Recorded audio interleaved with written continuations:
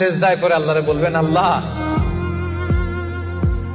এই পৃথিবীতে আমি ছাড়া তোমার গোলামের অভাব নাই, কিন্তু তুমি ছাড়া আমার দ্বিতীয় কোনো রব নাই। চোখের পানি ছেড়ে আল্লাহরে ডেকে বলেন, আল্লাহ এই জমিনে আমি ছাড়া তোমার গোলামের কোনো অভাব নাই, কিন্তু তুমি ছাড়া দ্বিতীয় কোনো রব আমার নাই, তুমি ছাড়া দ্বিতীয় কোনো জায়গায় চাওয়ার সুযোগ আমার নাই। চোখের পানি ছেড়ে আল্লাহরে বলেন, আল্লাহ কোরআনে তুমি শিখিয়েছো ফরিয়াদীদেরকে কেউ যদি চায় ওই ফরিয়াদীদেরকে বারণ করা যায় না, তুমি কেমন করে এই অভাগা ফরিয়াদীকে আজকে ফিরিয়ে দিবা?